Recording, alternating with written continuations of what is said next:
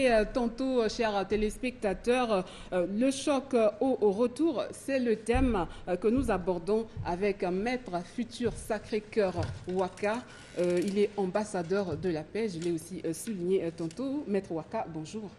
Bonjour ma sœur. Alors, que pouvons-nous comprendre par ce thème, le choc au retour? Bon, merci beaucoup. Le choc au retour peut être défini ici comme une sanction qu'un maître spirituel inflige à un sorcier qui commet un forfait. Et le choc au retour, il n'est pas seulement adressé envers un sorcier, mais il peut être aussi une chicotte qu'un maître spirituel inflige, par exemple, à un voleur ou à celui qui a commis un acte odieux ou un acte irresponsable. Et donc, vous dites que c'est donc le sorcier, non, le maître spirituel qui sanctionne. C'est un maître spirituel qui sanctionne quelqu'un. Mais comment ça se passe? Il y a toute une procédure. Comme on n'a pas assez du temps, je vais essayer un peu de l'étaler de façon un peu... voilà. Lorsque nous recevons les gens, je parle toujours beaucoup plus en des termes beaucoup plus pratiques pour que ce soit beaucoup plus compris. Lorsque moi, maître spirituel, je reçois quelqu'un, la première des choses à faire, c'est d'abord consulter la personne. Vous aviez perdu un parent, vous venez chez un maître spirituel. La première des choses, c'est faire réaliser une constatation. La constatation ici, c'est une consultation spirituelle pour essayer un peu de décerner, de disséquer la cause de la mort, le genre de mort. Parce que vous ne pouvez pas réaliser un choc au retour sur quelqu'un qui est décédé par ses propres turpitudes.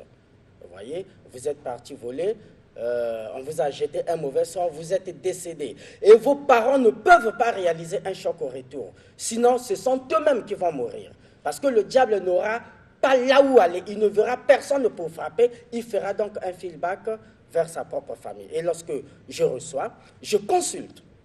Et s'il est avéré que l'intéressé, le décujus, non le mort, avait subi une mort suite à des perturbations en sorcelleresque, à ce moment, je peux donc procéder à réaliser un choc au retour. Et à cela, parce que il faudrait que le mort, si c'est une mort légale, à ce moment-là, le mort s'en va. Mais si c'est une mort occasionnée par un sorcier, moi, en tant que maître spirituel, je deviens votre avocat. En étant votre avocat, je dois savoir qui ou lesquels ont commis ce forfait. Comment l'ont-ils fait? Pour quel but? Parce qu'on ne tue pas quelqu'un, les sorciers, lorsqu'ils sacrifient les âmes, ce n'est pas pour chercher à le mettre quelque part ensuite, non. Vous, aujourd'hui, vous voyez un cafard, vous le tuez, et après vous le jetez soit à la poubelle, vous pouvez le jeter soit au feu. Mais le sorcier, avant de sacrifier quelqu'un, il a déjà un programme. Le programme qui consiste à se dire, on m'a peut-être demandé quelqu'un, ou moi pour accéder à tel genre de sphère ou à tel genre de niveau, il me faut peut-être sacrifier quelqu'un, ou pour un méchant, il me faut peut-être sacrifier quelqu'un, ou peut-être pour ma boutique, il me faut sacrifier quelqu'un. Et lorsque lui sacrifie la personne, il s'approprie de son âme. Alors concrètement, comment ça se passe? Le sorcier, lui, ne sacrifie pas la chair. Il n'a pas besoin ni de la chair ni du sang. Mais lui, il s'approprie de l'âme. Quand vous dormez, votre âme sort. Lui, il vous tend un guet-apens, un piège devant votre porte. Il y a des filets spéciaux qu'on appelle les filets des sorciers. Il vous met ces filets devant votre porte, il capture votre âme. Quand il capture votre âme, vous allez me poser la question, j'avance, au moins 4 questions, je ne sais pas, j'avance. Et quand il capture votre âme, vous décédez. Quand vous décédez, la même nuit de l'enterrement, à 20h, on vous juge. Parce que sans jugement... Qui juge alors? Les Sanhedrin, ceux qui gèrent le séjour des morts. Il y a des gens qui gèrent le séjour des morts. Et le jugement se fait chaque 20 heures. Chaque fois que vous êtes vous êtes enterré, vous avez été enterré, on vous juge. Et lorsqu'on vous juge, si vous êtes trouvé coupable, à ce moment-là, on prend cette âme-là, on remet à celui qui a sacrifié la personne.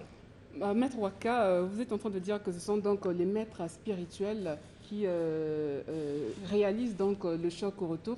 La question, donc j'ai une question, je veux donc savoir, est-ce que c'est donc tous les maîtres spirituels qui ont cette capacité-là de réaliser le choc au retour? La capacité... Parce qu'ici, on nous parle souvent de CBT. Est-ce qu'il y a une catégorie de maîtres spirituels? Oui, il y a une catégorie de maîtres... Enfin, sur les catégories des chocs au retour, je peux les répartir en deux parties. Il y a un choc au retour élaboré traditionnellement et un choc au retour qui est élaboré selon les méthodes des sciences ésotériques, c'est-à-dire selon l'ordre magique. Parce que si c'est un sorcier qui est dans une loge, qui fait de la magie blanche, la manière de le poursuivre n'est pas la même que si le forfait avait été commis par un sorcier traditionnaliste. Parce qu'il y a toute une grande dichotomie entre ces deux genres de sorciers. Le sorcier traditionnel, lui, il est sur terre. Il utilise tout ce qui est végétation, végétaux, végétation et tout ce qui est plantes, herbes sur terre. Or, la magie n'utilise pas les plantes. Le magicien, lui, il peut se cacher sur la planète Mars. Le magicien, lui, peut se cacher sur la planète Neptune, Jupiter. Et à ce moment-là, si vous envoyez un Njobi, le Njobi ne peut pas atteindre là-bas. Vous voyez? Donc, pour atteindre un magicien, le maître spirituel qui vous reçoit doit être en mesure de faire juger le magicien. Il y a une procédure. Est-ce que c'est tous les maîtres spirituels qui sont donc aptes à réaliser le choc au retour? Non, peut-être pas tout. Peut-être pas tout. Ça dépend du degré. Ça dépend du degré. Donc, mais sinon, un ganga assermenté peut réaliser un choc au retour. Un ésotériste assermenté peut réaliser un choc au retour, mais différent des pasteurs. Parce que même hier, j'ai reçu une famille qui m'ont dit qu'ils étaient chez un pasteur. Ils ont perdu des parents. Et c'est le pasteur qui est en train de faire un choc au retour. Bon, voilà, je ne sais pas si Dieu tue les gens. Vraiment, je doute fort. Et voilà. Ici, chez nous au Congo, on nous parle souvent de CBT. Est-ce qu'on peut dire que ceux du côté ou les maîtres du côté de CBT sont plus forts dans ces choses-là? CBT, il n'y a pas une loge là-bas? Non, non, les gens partent à CBT oui. Pour... je comprends votre question. Je réponds, CBT n'a pas de loge. CBT, c'est les traditionnalistes. C'est les traditionnalistes, c'est des Nganga, comme il y en a à Brazzaville, comme il y en a à Kinshasa, comme il y en a à Ouesso, voilà. Et ils ne font qu'une même chose. Le traditionnaliste qui se trouve à Etumbi et le traditionnaliste qui se trouve à Sibiti ont la même sphère. C'est la sphère la sphère de la tradition. C'est-à-dire qui consiste à élaborer un choc au retour par rapport aux ingrédients trouvés dans la nature, c'est-à-dire au sein de la Terre, de la planète Terre qui est notre planète mère. Vous voyez? Mais lorsqu'un magicien a besoin de réaliser un choc au retour, il n'a pas besoin d'utiliser les ingrédients traditionnels. Donc entre le choc au retour réalisé par le magicien et le choc au retour réalisé par le Nganga, comme vous le dites. Oui, la différence, l'avantage de la magie, c'est que le magicien peut prendre contact avec une loge adverse. Vous voyez? C'est plus efficace. C'est plus efficace. C'est plus efficace parce qu'aujourd'hui, lorsque vous avez un parent magicien sorcier qui a tué votre parent et vous venez voir un magicien, il a des capacités de lui faire juger. Vraiment, j'insiste sur ça. Parce qu'on ne tue pas un magicien comme ça. Si vous partez voir le Mukwembe, faire le Mukwembe, il ne va pas mourir.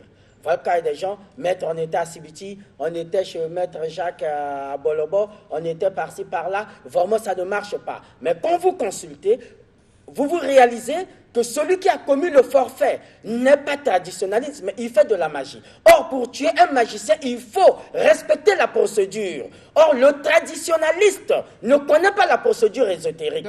D'où il faille voir un magicien qui doit d'abord savoir, il fait quel genre de magie, il y en a plusieurs, et dans ces plusieurs magies, il est dans quelle sphère? Est-ce que c'est dans la sphère christique, c'est-à-dire rose-croix et autres? Est-ce qu'il est dans la sphère krishnique, c'est-à-dire la magie indienne? Et lorsque vous définissez cette sphère, vous pouvez lui porter plainte. Moi, aujourd'hui, si je peux tuer un parent à moi, supposons, nous sommes à l'émission, je sais, si j'étais sorcier, négatif, je tue un parent.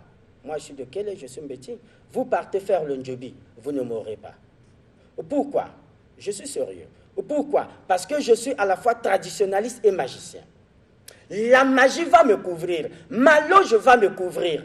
À ce moment-là, pour m'avoir, il faut passer par un magicien. Le magicien doit me porter plainte dans ma loge, parce que la magie, dans son éthique, n'obéit pas à la règle du sacrifice humain. Le choc au retour réalisé par un magicien n'échoue pas. Il n'y a pas d'échec pour un choc au retour réalisé par un magicien. Vraiment, les échecs sont peut-être de 10%. Voilà, sont peut-être de 10%. Vous voyez? Pourquoi? Parce que lui, il a la capacité de faire juger un magicien afin qu'on lui remette sur terre. Or, le traditionnaliste, lui, il est sur terre. Vous voyez, il est sur terre. D'où, lorsqu'on s'apprivoit de toutes ces informations, ce sorcier-là, il se cache où? Vous ne pouvez pas faire un choc au retour sur quelqu'un que vous ne connaissez pas, sa méthodologie de travail, d'où soutient-il sa force? Vous voyez? Qu'est-ce qu'il fait de ces esprits sacrifiés? Vous voyez? Et en réalité, ce n'est pas le maître spirituel qui tue le sorcier. C'est le mort qui venge sa propre mort. Dans les enseignements un peu beaucoup plus ésotériques, on vous dira que nous, on ne tue pas les sorciers, mais nous, on aide les morts à venger leur propre mort, en réalité. C'est parce que, bon, nous, les Nganga, les maîtres, on a peut-être besoin d'avoir un succès, mais sinon, en réalité, ce n'est pas nous qui tuons ces sorciers-là. Seul le mort connaît qui l'a tué, seul le mort connaît qu'est-ce qui lui en est arrivé, et seul le mort nous renseigne sur la capacité défensive du sorcier. D'où il faut d'abord réquisitionner, chercher où se cache ce mort-là. Il a mis où?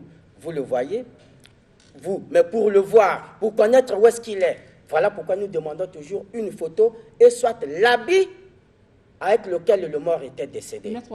Cet habit-là, oui, il reste combien de minutes? Je disais qu'on nous fait signe déjà, mais donc je disais que vous êtes bien disposé de poursuivre donc, ces échanges avec les téléspectateurs, et donc vous pouvez déjà donner le moyen par lequel, s'il faut poursuivre donc, les échanges à propos.